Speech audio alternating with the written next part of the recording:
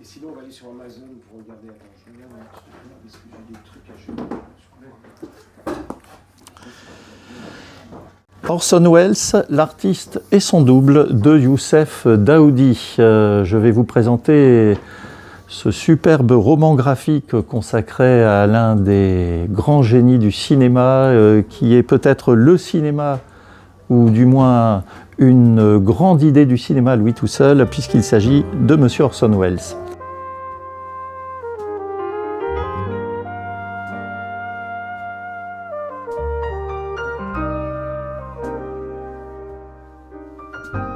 La particularité de ce roman graphique est non pas de vous raconter de manière linéaire la vie, la carrière, les méandres cinématographiques et existentiels d'Orson Welles, mais de vous le faire de manière, j'allais dire, moins chronologique qu'attendue, et aussi comme Citizen Kane le fut, comme F for Fake le fut, par séquence, par puzzle.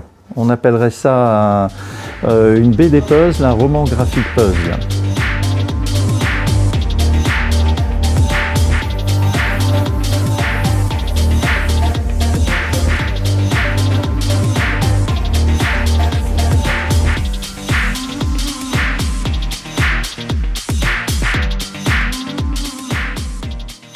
Orson Welles, ici, est représenté au sommet de la colline d'Hollywood, cette fameuse colline lettrée d'Hollywood.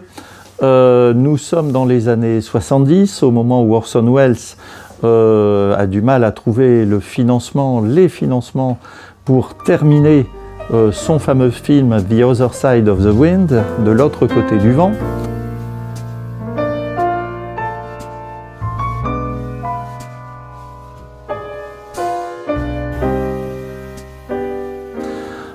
Qui sera pourtant ensuite racheté, puis monté selon les instructions de Welles, du moins pour une version, par une chaîne qui est Netflix dans les années 2017-2018, sous les instructions aussi, la supervision technique de Peter Bogdanovich, qui a participé au film également. Et donc, ce roman graphique vous retrace l'histoire au début d'Orson Welles, qui est dans son restaurant, qui était aussi son QG de conversation, de rendez-vous, le restaurant Ma Maison, un restaurant à la française, puisqu'il était tenu par le neveu du propriétaire de la Tour d'Argent à Paris.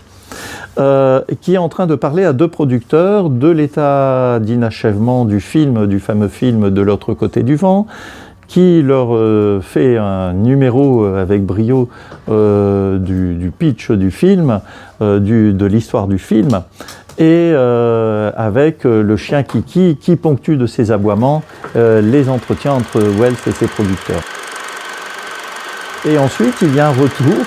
C'est l'un des chapitres suivants. Il y a un retour à la naissance d'Orson Welles, le départ du père, le fait qu'Orson Welles, dès 1915 et sa naissance à Kenosha dans le Wisconsin, fut considéré comme un wonder boy, quelqu'un de grand talent. Et lorsqu'il jouait du violon, on disait « mais quel merveilleux soliste, on n'a jamais joué aussi bien du violon ». Lorsqu'il composait un poème « mais quel grand écrivain en devenir ». Et donc, Orson Welles a été considéré dès sa jeunesse, où commence la légende aussi, car Welles aimait s'ériger aussi en conteur de sa vie, aussi en développeur de légendes personnelles. Welles donc grandit dans cette atmosphère artistique, notamment grâce à sa mère.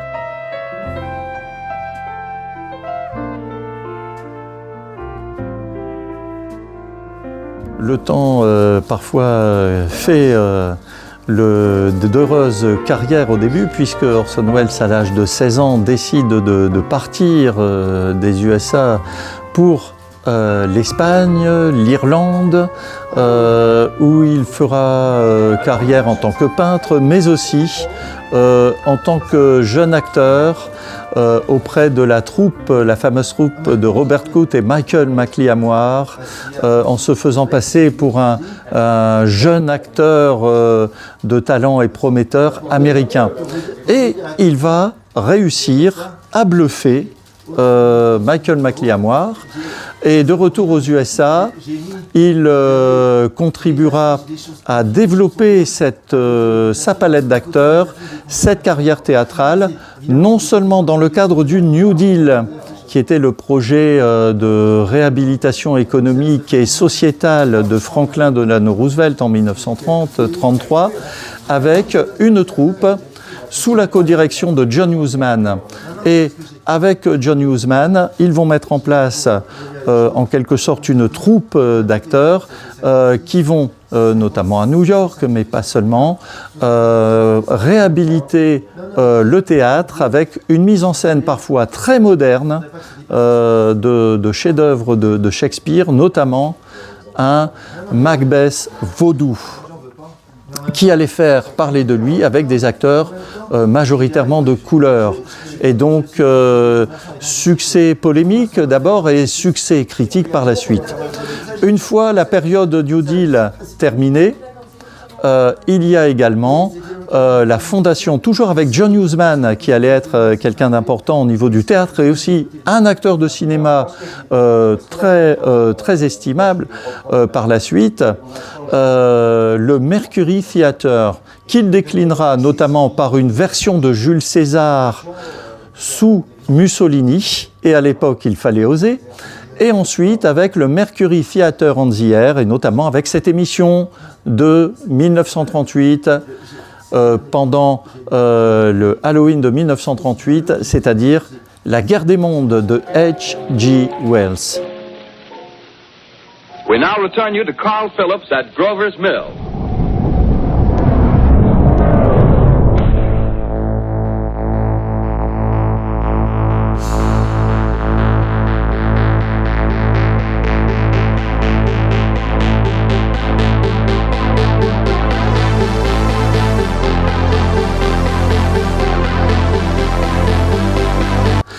Et là, il allait y avoir une panique. Comment démêler la légende de la vérité? D'ailleurs, le roman graphique sait faire la part des choses. Et Hollywood ouvre ses portes à Wells.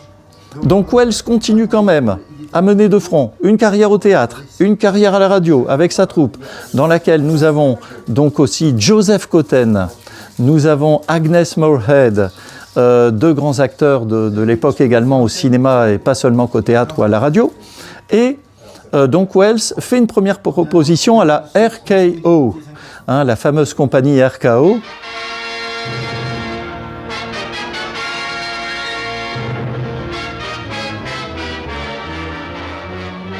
Avec une volonté de filmer en caméra subjective le roman de Joseph Conrad, Au cœur des ténèbres, Earth into Darkness.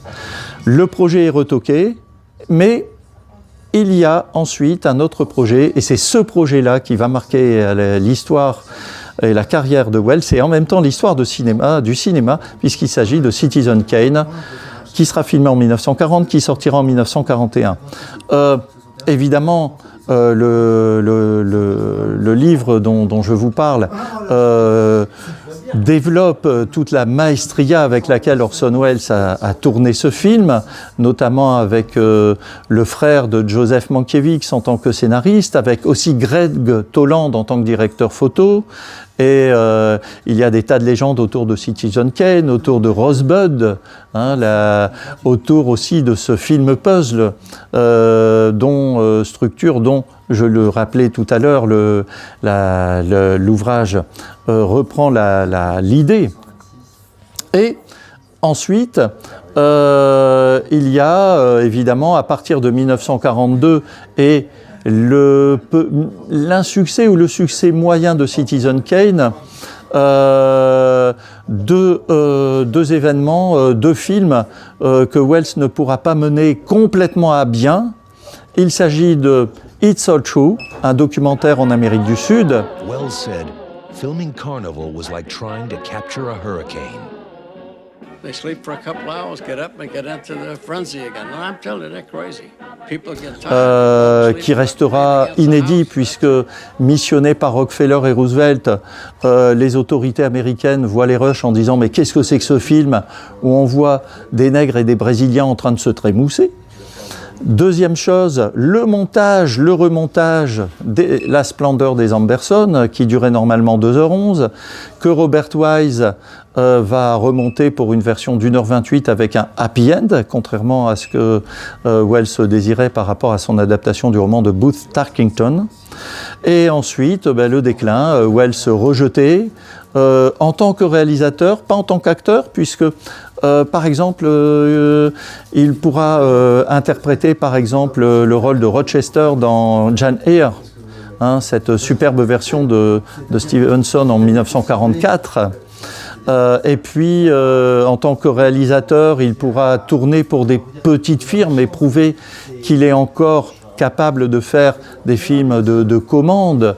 Le Criminel, le Criminel en 1946, sur une idée de John Huston, est un des premiers films dans lesquels, juste après la Seconde Guerre mondiale, on est en 1946, on voit des images de camps de la mort. Don't all foreign strangers have to have a foreign accent?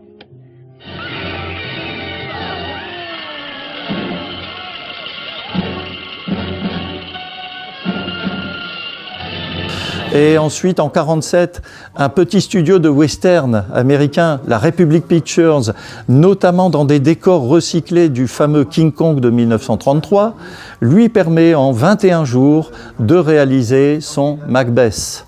Voilà. Et une critique de l'époque avait dit Help, help, he's murdered Macbeth. Voilà. Au secours, il a assassiné Macbeth. For a charm of powerful trouble. When shall we three meet again? In thunder, lightning, or in rain? When the hurly-burly stone... Alors ensuite, il y a eu La Dame de Shanghai, avec la Columbia et Harry Cohn. Il y a eu avec Rita Hayworth, et le livre reprend certaines aventures du tournage de Macbeth et de La Dame de Shanghai, mais aussi ensuite, il y a quelques ellipses, puisque le destin de Wells, c'est aussi de savoir bien rebondir lors de ses chutes, notamment au niveau de sa carrière, c'est-à-dire notamment Monsieur Arcadine en 1954-55 en Espagne, pour lequel il va livrer 3 versions. Une version américaine, une version française et une version espagnole de mémoire, avec parfois des acteurs différents dans les seconds rôles. Ensuite, il y a le tournage de La Soif du Mal, qui avait fait l'objet d'une vidéo pour le cinéma TV. Il y a le tournage également qui est évoqué du Procès, également, autre film de Wells. Et puis aussi, autre morceau de choix, c'est The Chimps of Midnight, Falstaff. Autrement dit, cette superbe adaptation tournée en Espagne en noir et blanc avec une pléiade d'acteurs également, Jeanne Moreau, Marina Vladi, Fernande Doré, pour ne citer que, d'une synthèse de ce personnage truculent et en même temps émouvant de Sir John Falstaff dans plusieurs pièces de Shakespeare.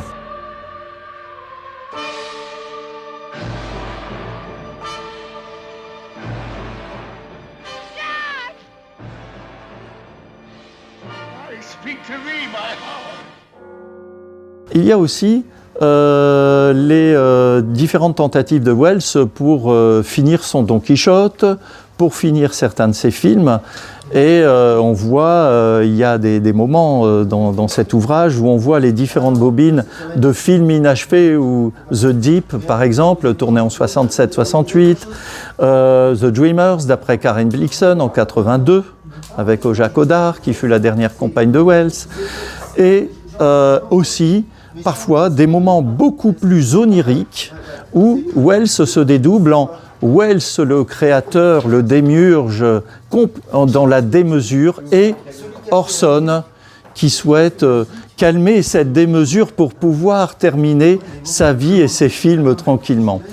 Et autre séquence onirique, nous avons aussi le Orson Welles avec ce grand chapeau, ce cigare et cette cape que l'on voit, que l'on reconnaît comme présentateur des Orson Welles Great Mysteries, hein, cette série anglaise qui serait intéressante de redécouvrir, ou de F for Fake aussi, qui devient lui-même un projecteur, voilà, et qui diffuse une March of Time consacrée à sa vie, comme dans Citizen Kane pour Charles Force Kane.